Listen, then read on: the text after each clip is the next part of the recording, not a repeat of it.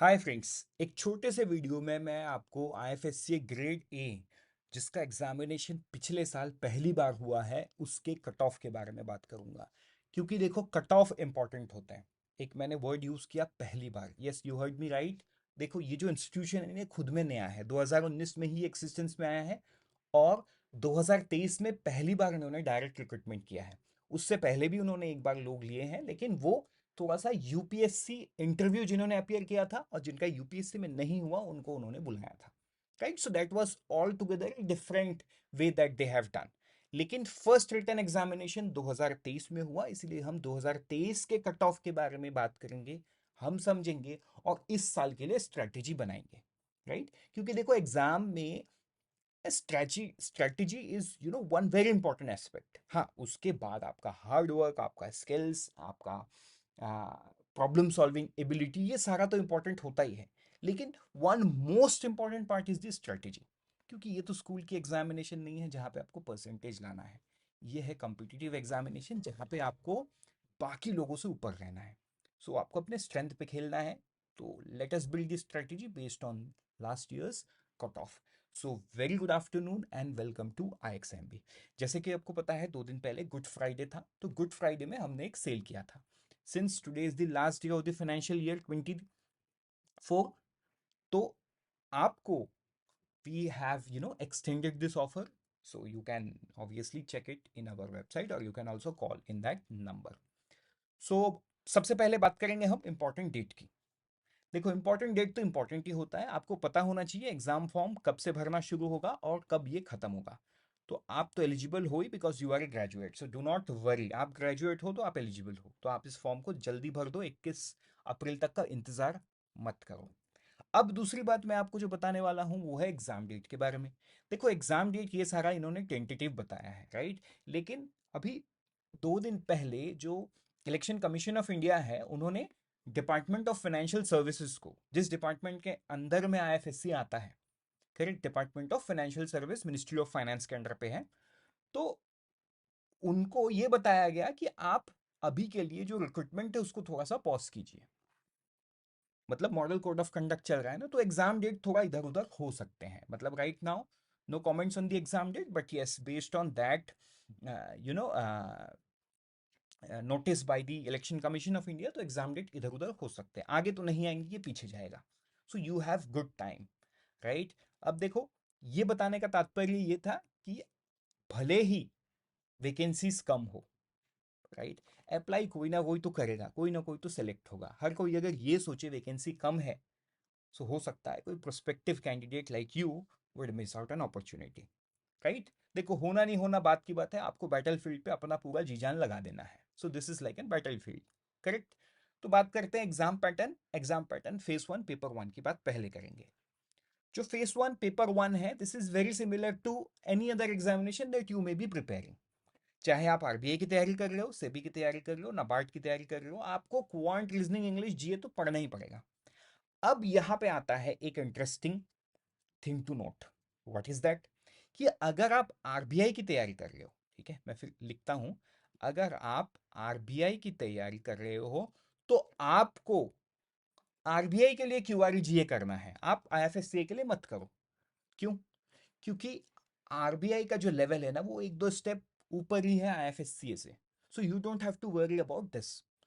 आपने अगर कभी सेबी का एग्जाम दिया है या सेबी की तैयारी कर रहे हो, तो it is exactly equal to SEBI.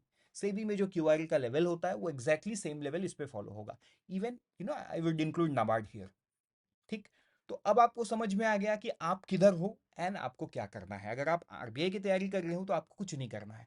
अगर आप सेबी नाबार्ड की तैयारी कर रहे हो, राइट, तो आपको एकदम एग्जैक्ट सेम स्ट्रेटजीज में अप्लाई करना है, क्वांट, रीजनिंग, इंग्लिश, जीए के लिए। जीए में भी देखो, इसमें बता दिया गया फाइनेंशियल सेक्टर। पिछले साल का जो पीवाईपी है वो आप हमारे वेबसाइट से चेक कर सकते हो। एंड मैं बताऊं, 25 क्वेश्चन में से तो 20 से 22 क्वेश्चन पूरा फाइनेंस डोमेन से आया। मतलब don't get me wrong, finance domain का मतलब ये है financial awareness, banking awareness, right, capital market in news, इससे आया, correct. I hope it is clear. अब हम बात करेंगे कट ऑफ की।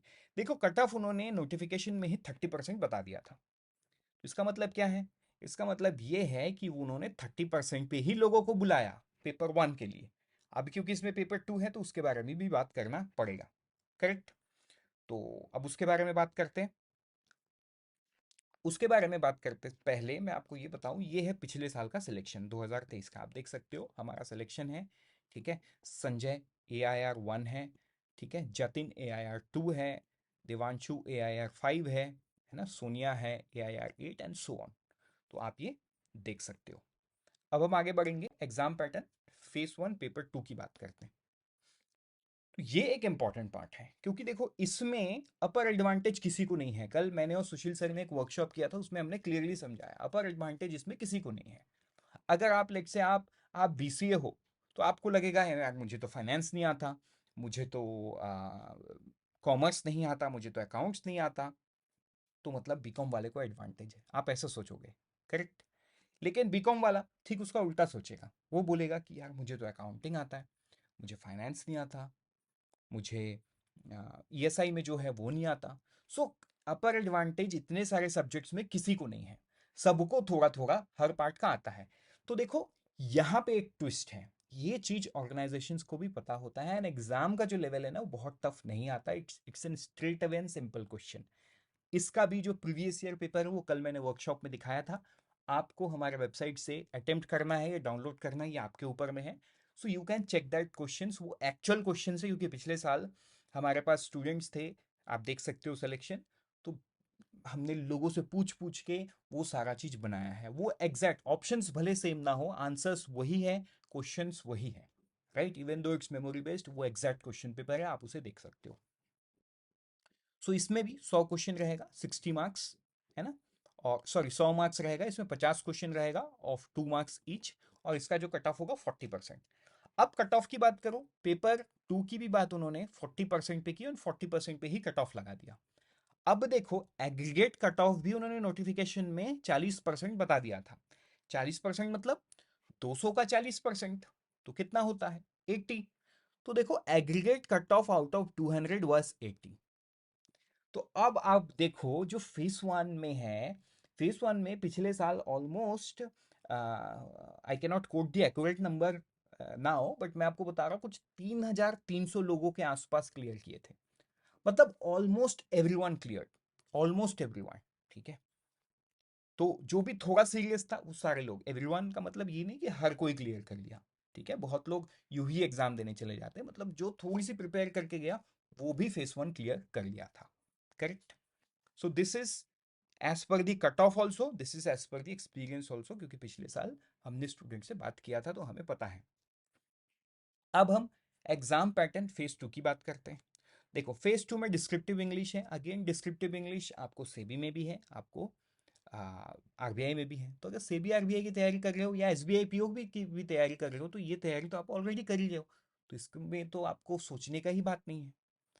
अब जो पेपर 2 है, yes, this is something new and this is something uncommon from all the other examinations, लेकिन not to worry, ये टफ नहीं है। देखो ऑर्गेनाइजेशन को ही 2019 में ये हमारे बीच में आया, उससे पहले एग्जिस्टेंस ही नहीं था। तो 4 साल का जर्नी, 4 साल के जर्नी में कितना कुछ आपको पढ़ना है। सो एक्ट के बारे में पढ़ना है, एक्ट भी बहुत छोटा है, 6-6 पन्ने का, मतलब 6-7 पन्ने का, आई थिंक 15-16 पन्ने का नोट्स है और टेस्ट है, आप उसे पढ़ के आसानी से 3-4 घंटे में आप, या FSCA या मैक्स टू मैक्स 4 घंटे में आप इसको कवर कर सकते हो, है ना? तो इसी प्रकार से ये बहुत ज़्यादा नहीं है, this is very, you know, मतलब आप बोल सकते हो this is one of the finest defined syllabus, finest defined, है ना? तो ये है। अब इसके कट ऑफ की बात करते हैं। देखो इस पे जो कट ऑफ गया है, इस पे भी इन्होंने 40% बताया था। कितना बताया था? 40% कट ऑफ, राइट? लेकिन इंटरव्यू का कॉल उन्होंने 59.67 पे ही ले लिया, है ना? तो इसका जो वेटेज है 1/3 है, इसका जो वेटेज है 2/3 है। तो ये 1/3 और 2/3 के कैलकुलेशन से उन्होंने लोगों को बुलाया, और जो फाइनल कट ऑफ आया, देखो एक है वेटेज उन्होंने क्या दिया, जो फेस 1 में क्या हुआ उन्होंने जो बोला उस बेसिस पे लोगों को बुला लिया, लेकिन फेस 2 में ऐसा नहीं कर सकते, फेस 2 में लिमिटेड लोगों को ही बुलाना होगा। तो 200 में 60 कट ऑफ में लोगों को बुलाया गया। तो आप सोचो, मतलब एग्जाम इजी भी था, लोग भी कम थे, और जो है मतलब बहुत ही रिफाइन करके लोगों को बुलाया गया, कट ऑफ भी कम था। करेक्ट। अब क्योंकि ये फर्स्ट टाइम था, हो सकता है इस बार कट ऑफ थोड़ा सा ऊपर जाए, थोड़ा सा ऊपर जाए, क्योंकि लोगों को फर्स्ट टाइम में ना पता ही नहीं रहता क्या पढ़ना होगा। इस साल लोगों को पता है, तो आप उसके बेसिस पे ये कर सकते हो। I hope it's clear. कोई भी डाउट रहेगा आप कमेंट सेक्शन में लिख सकते हो। एंड इसके बाद इंटरव्यू की बात आती है। इंटरव्यू में जो भी मार्क्स आपको मिलेगा वो 85:15 के रेशियो में, मतलब फेज टू 85%, इंटरव्यू का 15%, इस तरीके से 100% पे एक मेरिट लिस्ट तैयार होगा। एंड उस मेरिट लिस्ट पे आपको अपॉइंटमेंट दिया जाएगा। I hope it's clear. तो आपने मेरी सारी बात सुन ली, कैसे स्ट्रेटजी बिल्ड करना है वो भी आपको आई होप थोड़ा थोड़ा समझ में आने लगा है। अब आप देखो कि पिछले साल जो पहला एग्जामिनेशन AIR 1 संजय है ना, AIR 17 शिवा है, इन्होंने कैसे अपने एग्जाम को क्लियर किया, ये क्या बोलते हैं, तो इनका सक्सेस स्टोरी आपको डिस्क्रिप्शन में इनका लिंक मिल जाएगा, आप इनके लिंक को देखो, so that you are able to build your own strategy. आपको किसी के स्ट्रेटेजी को फॉलो नहीं करना है, you should build your own. Thank you and all the best, मिलते हैं किसी दूसरे वीडियो में, है ना। So but before I say goodbye, let me tell you you know what our student has to say. आप देख सकते हो पॉज करके। And always remember we help you prepare 50% faster.